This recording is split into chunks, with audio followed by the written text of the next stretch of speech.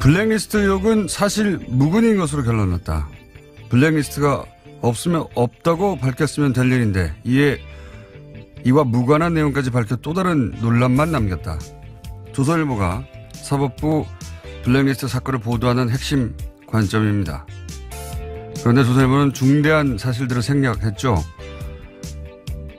발견된 문제의 문건들은 전체를 다 열람한 것이 아니라 몇 가지 키워드를 검색해 나온 제한된 결과물이고, 키워드가 검색된 문건 중에서도 당사자가 암호를 제공하지 않아 열지 못한 문건이 760건, 이미 내용이 삭제된 문건은 300건이었으며 이런 조건에서 특정 문건이 발견되지 않았다는 게 애초부터 그 문서가 없었다는 입증도 아니거니와 결정적으로 조선일보 보도에는 블랙리스트 의혹에 본질이 없습니다.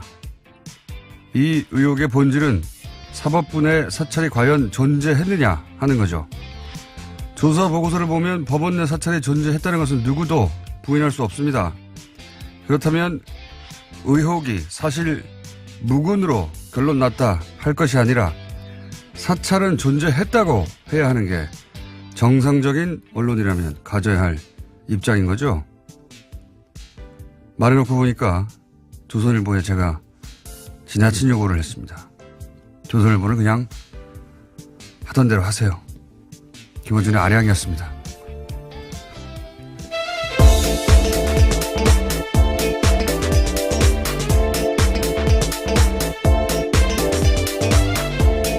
시사인의 김은지입니다. 네. 제가 오프닝을 아침에 딱 쓰고 나서 이런 욕을 할 수는 없지. 아량을 베푸셨군요. 네. 하던 대로 해야 된다. 사람이 안 하던 짓 하면 죽는다는 소리가 있잖아요. 네. 하던 대로 하는 게 맞다. 제가 무리한 욕을 했다 생각이 듭니다. 제가 이게 조사 보고서 기자들은 아마 다들 읽어봤을 것 같은데 별지. 예, 저도 봤습니다. 언론 보도에 이게 다 담을 수가 없으니까요. 예. 그래서 이제 별지 내용들을 다 읽어본 일반 시민들이 잘 없겠지만 다 읽어본 사람들은 이건 뭐 황당무계하거든요. 내용을 보면. 네, 그렇죠. 예. 저희가 이정렬 판사님과 오늘 또 한 번 짚어보겠는데, 이게 이제 보통 경악을 한다, 뭐 충격을 금할 수 없다 이런 표현을 하는데 저는 그런 표현은 좀 안 어울린다고 생각해요. 너무 찌질하다.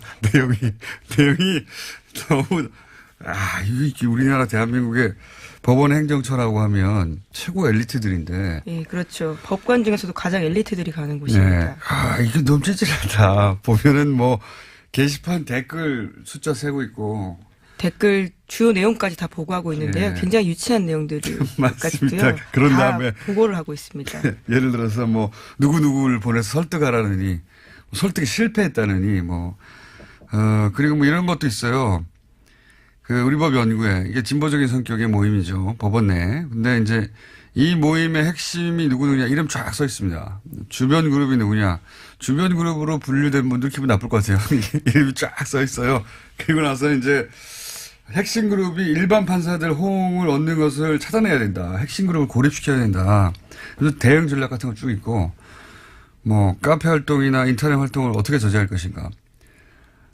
게시물 댓글 엄청 자세하게 써 있어요. 네, 심지어 개인 페이스북에 달린 댓글까지도 보고하고 있는 상황입니다. 네, 자기들끼리 다 보고하고 이거 심각하다. 어떻게 그걸 두고 사찰이 아니라고 말하는 것도 굉장히 황당한데요. 사찰이라고 하는 것도 유치한 수준이에요. 아주. 근데 그런 내용이 가득합니다. 발견된 문건. 그것도 전부가 아니죠. 정말 심각한 정말 일부가 나온 겁니다. 정말 심각한 거는 못 봤다고 봐야 되는 거죠. 네, 행정처 차장이 굉장히 핵심 인물을 꼽히고 있는데 그 사람 컴퓨터는 아예 열어보지도 못했거든요. 그리고 또 열어본 것들 중에 삭제했다니까 파일을 삭제했다고 생각하시는 분도 있는데 그게 아니고 파일이 있는데 열어보면 내용이 아무것도 없어요. 지워버린 거죠. 예. 그렇게 삭제해버린 겁니다. 예. 이런데 무슨 블랙리스트 의혹이 사실 무근으로 드러났다. 이렇게 쓰면 안 되죠. 읽어봤으면 절대 그렇게 못할 텐데 읽어보고 나서도 사실 무근이라고. 전체가 블랙리스트예요. 전체가. 네, 유일하게 시사인 칼럼도 들어가 있습니다. 그런 것도 굉장히 있습니다. 황당했는데요. 예. 시사인 칼럼 썼는데 이거 편집을 악이죠. 시사인 얼마나 나쁜 잡지인가. 네, 그러지 않습니다. 전혀 그러지 않고요. 그리고 저희 방송에 나왔던 바로 차상환. 예, 차상환 판사. 예. 판사가 이제 칼럼을 쓰고 했을 때 얘기고, 요게 이제 그 문건 내용이 대상이 된 기간이 저희 방송이 나온 이유는 없어요. 그래서 아깝습니다. 방송 나온 다음에 어떻게 반응했는지도 있었으면 좋았을 텐데, 칼럼 한 번 썼다고 그렇게 길게 보고서를 쓴 만큼. 예, 그렇죠. 칼럼 하나 썼는데 엄청 길어요. 이 사람을 어떻게 해야 되는지, 누굴 보내서 설득하라고. 방송에 나왔으면 얼마나 더 긴 내용이 나왔을까. 예. 주변에 기자분들이 계시면 구해서 보시면, 네. 처음엔 우린 판사가 아니다 보니까 충격을 받는다기보다는 콧웃음이 나오는 정도. 야, 이렇게 하나? 제가 한 3차례 가까이 읽었는데요. 읽을 때마다 더 화가 납니다. 읽을수록 화가 나는 보고서이긴 합니다. 저는 처음에는 야, 이거 심하다 싶다 나중에 웃겼어요. 야, 이 사람들 엘리트들이 읽어가고 있구나. 지질합니다. 굉장히 보고서가. 자, 첫 번째 뉴스는요. 네, 그 뉴스에 집중하다 보니까 다른 뉴스를 먼저 좀 전해드려야 될 것 같은데요. 국정원 특수활동비 수억 원을 받은 혐의로 구속된 김백준 전 청와대 총무기획관이 있습니다. 이명박 정부 시절에 총무기획관이었는데요. 드디어 입을 열었다고 YTN이 보도했습니다. 검찰이 김 전 기획관이 국정원 자금을 받아서 사용한 배경에 이명박 전 대통령의 지시가 있었다라고 진술했다고 알렸습니다. 김백준 씨를 이제 넘어갔네요, 드디어. 네. 이렇게 되면은 이명박 전 대통령밖에 이제 안 남게 되는 거죠. 예. 네, 국정원에 받은 돈을 어디다 쓸지 역시 이명박 전 대통령이 관여했다라고 김백준 전 기획관이 진술했다고 합니다. 그러니까요. 이제 김백준 기획관 같은 경우에는 나머지 포즈에 다 맞춰졌는데, 예. 나만 입을 다무는 게 무슨 소용인가, 이런 생각도 했을 것이고, 만약에 다른 진술들이 전혀 없는 가운데 본인에게 처음 물어봤다면 끝까지 부인했을 수도 있어요. 근데 본인을 제외하고는 다 얘기했잖아요. 예. 그러니까 네. 그게 소용이 없다는 생각도 했을 것이고, 또 하나는 그럼 그 돈을 다른 사람은 다 지금 인정하는데 당신이 지시해서 당신이 쓴 거 아니야? 이런 질문에 대해서 가만히 있으면은 뒤집어 쓰지 않습니까? 네, 그래서 그 사실 또한 밝혔다라고 하는데 사적인 이익을 위해 돈을 챙긴 일은 전혀 없다라고 이야기했다고 합니다. 나는 안 챙겼다. 그리고 그럼 당신이 지시한 거냐? 내가 지시한 건 아니다. 말할 수밖에 없는 상황인 거죠. 예. 지난번 김관진, 임관빈 를 넘어서지 못했죠. 그때는. 네, 예. 석방된 바 있습니다. 그런데 이번에는 넘어갔습니다. 이제는 뭐 이명박 전 대통령한테 묻는 것밖에 남지 않았고, 여태 여러 갈래의 수사가 있었지만 이명박 전 대통령까지 이렇게 단시간에 단숨해온 거는 이게 유일하네요. 네, 검찰이 굉장히 잘했다고 할 수 있습니다. 이번에는 일사불란하게 신속하게 탄탄하게 조사를 한 다음에 한꺼번에 불러서 끝낸 것 같아요. 예.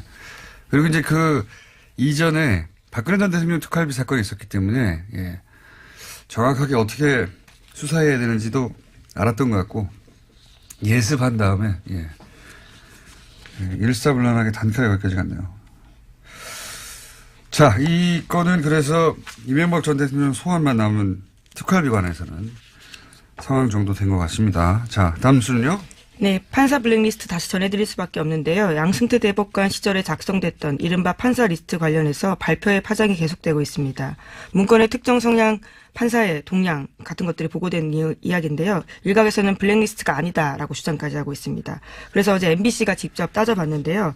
인사 불이행 여부를 확인해봤다라고 합니다. 지난 7년의 법원 인사 기록을 살펴보면 명단에 있던 판사들은 한 명 빼고는 모두 형사 1심 재판에서 배제가 돼서 실제로 블랙리스트가 작동됐다라고 보도하고 있습니다. 그러니까요. 이게 이제 뭐 쭉 1번부터 이름 써가지고 지금 문체부에서 나온 그 명단처럼 그렇게 정리되어 있지 않을 뿐 지금 나온 문건 전체가 다 블랙리스트예요. 이 사람들을 어떻게 할까? 이 사람들은 배제해야 된다. 이 사람들을 고립시켜야 된다. 이거 블랙리스트지 뭡니까? 네, 심지어 적색, 청색, 흑색이라는 표현까지도 나와 있습니다. 이게 이제 형사 재판부에서 배제하는 것이 이게 이제 지원 배제였지 않습니까? 여기서는 지원 배제가 아니라 형사 재판부 배제라고 핵심 업무에서 뺐다라는 거죠. 그렇죠. 왜냐하면 거의 모두라고 해도 좋을 만큼의 정치적 사건은 결국 형사부가 관장하는 겁니다. 형사 사건이니까. 그리고 영장 실질 심사 판사들 지난 1년간 우리가 얼마나 논란을 많이 일으킨 판사라고 언론에서 계속 지목했었던 다 마찬가지거든요. 그리고 지금 김관진, 임관빈 구속적부심통에 석방한 형사수석 다 형사재판부예요. 형사재판부에서 배제한다는 게 가진 의미는 정치적 사건에 있어서는 자신들의 입맛대로 판단하겠다는 의지가 관철된 것이고, 그리고 이제 배제된 것도 의지가 관철된, 이 블랙리스트를 통해서 돈을 안 줬다 이런 게 아니잖아요. 예. 지원을 배제했다든가 무슨 예술단체 지원을 끊어버렸다든가 그게 아니고, 여기서는 블랙리스트라는 게 결국 이렇게 정치적 재판에 영향을 미칠 수 있는 자리에 있는 사람들은 전부 다 보수 인사로 채운다. 혹은 뭐 법원 행정처 대법 원장의 의사가 관철될 수 있는 사람으로 채운다. 이거예요. 나머지는 뺀다. 작동한 거죠. 뭘 작동을 안 했어요. 네, 재판이 판사 업무의 핵심이라고 할 수 있는데요. 아예 뺐다라고 하기 때문에 블랙리스트는 작동했다라고밖에 볼 수 없습니다. 뺐다라고 써 있는 문건은 없지만 결과가 배제됐지 않습니까? 이 명단에 있는 사람들이. 자, 그런데 이제 어제 저희 이정열 판사님하고도 얘기했던 왜 합의 뭐였죠? 합의재판부? 전원합의체. 전원. 예. 영어 어려워. 예. 전원 합의체로 보냈는가. 원세훈 재판 네네. 관련해서요. 예. 그 관련해서는 정확하게 이제 몇 명 안 되는 대법관들이 지목되니까 그분들은 아니다라고 이제 본인들은 그렇게 누군가의 지시를 받거나 연락을 받거나 그런 적이 전혀 없다. 본인들이 판단해서 법과 원칙에 따라 판단했을 뿐이다. 이렇게 요약되는 이제 입장을 발표했죠. 네, 공개적으로 입장 발표했습니다. 외부의 영향을 받았다라는 건 사실이 아니다라고 하는 건데요. 사법부의 독립과 재판의 공정성에 관한 불필요한 의심과 오해를 불러일으키는 것에 대해서 깊은 우려와 유감을 표명한다면서 오히려 언론 보도를 탓했습니다. 왜 불필요합니까? 보고서에 나왔는데 거기 법원 내부의 문건에 나와 있잖아요. 우병우 민정수석이 요청을 했고 실제 그렇게 되었다고. 그 과정에서 어떻게 전원 합의체가 되는지 우리는 내부 사정을 모르니까 모르죠. 하지만 불필요하지 않습니다. 그렇게 나와 있는데 어떻게 해요. 나와 있어서 의심하는 거예요. 불필요하기는커녕. 만약에 이제 대법관들 지금 남아있는 대법관이 7분인가요? 그때 당시에 13분에서. 네, 그렇죠. 네. 어제 기자회견 했을 때 13명이었는데요. 당시에 있던 사람은 7명이었습니다. 그분들 말대로 어떤 외부의 요청도 없었다고 하면 이건 우병우 민정수석의 기도가 하늘에 닿은 거죠. 네, 하지만 보고서에 쓰여있기 때문에요. 그럼 그 보고서를 쓴 사람이 왜 그렇게 썼는지를 해명해야 될 부분입니다. 보고서는 기도문인 겁니다. 그냥 연불이거나. 예, 판사들이 기도문을 공식적으로 보고서에 썼다라는 것도 놀랍네요. 뭐 저희가 누구누구에게 무슨 말을 했다 입증할 수는 없으나 불필요한 건 아닙니다. 당연히 누구나 이렇게 생각할 수 있죠. 예. 여기에 대해서는 잠시 후에 또 이정열 전 판사님 나오셔가지고 얘기를 나눠보겠고, 이정열 판사님 오늘 나오셔가지고 얘기하다가 시간이 부족하면 내일 또 나오시고, 내일도 부족하면 또 나올 거고요. 네. 네, 그만큼 굉장히 중요한 사안이기 때문에요. 중요하기도 중요하고요. 이제는 얘기할 수 있는 문건이 있잖아요. 문건 내용이 너무 풍성해가지고요. 얘기할 게 많아요. 네, 그렇지만 임종원 전 법원 행정처 차장의 PC는 아직도 열어보지 못했다는 점 다시 한번 강조하겠습니다. 강제 수사를 해야 된다고 봅니다. 네. 범죄가 벌어졌는데 범죄 아닙니까 이게? 예. 그것도 예전에는 독재 정권이 권력으로 찍어 누른 거라면 이건 사법부 내에서 자기들끼리 한 거잖아요. 네, 그런 혐의가 있는데요. 임종원 전 차장 같은 경우에는 또 우병우 전 수석과 굉장히 많은 통화를 했다라고 알려져 있거든요. 그런 점들도 굉장히 의심스러운 상황입니다. 생각해 보시면 그냥 사기업에서 직원들을 이렇게 뒤에 주사를 해가지고 문서를 썼는데 직원들을 발견했어요. 고소고발하면 이거 걸립니다, 당연히. 근데 사법부에서 이렇게 했는데 나는 비밀번호를 줄 수 없어. 그런다고 가만히 있는 거 아닙니까? 아, 참 말도 안 된다고 봅니다, 저는. 자, 이 얘기하다가 시간이 다 갔네요. 자, 빨리빨리 짚고 넘어갑시다. 네, 어제 문학의 블랙리스트 혐의 관련해서 2심 재판 결과 나왔습니다. 조윤선 전 정무수석이 유죄가 선고됐는데요. 1심에서는 블랙리스트 관여 혐의에 대해서 무죄 선고받은 바가 있습니다.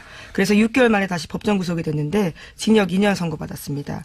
또 함께 재판을 받은 김기춘 전 비서실장은 형량이 1심보다 1년 더 늘어서요. 징역 4년을 선고받았습니다. 3심, 4심, 5심 다 했었으면 좋겠어요. 1년씩 늘어나게. 근데 조윤선 전 장관은 사실 애초 석방이 말이 안 된다는 얘기가 많았었죠. 예. 자, 석방됐다 다시 들어갔고요. 다음 뉴스는요? 네, 조윤선 전 장관 관련해서 뉴스가 또 하나 있는데요. 문화체육관광부 장관이 되기 넉 달 전에 최순실 씨가 이를 이미 알았다라는 정황이 나왔다고 합니다. 중앙일보 보도인데요. 2016년 5월 달에 최순실 씨 가방에서 문체부 장관 괄호하고 조윤선이라고 쓰인 메모지가 나왔다라고 합니다. 당시에 장시호 씨가 이를 발견해서 휴대폰으로 찍어둔 사진이 있다라고 합니다. 그렇군요. 예.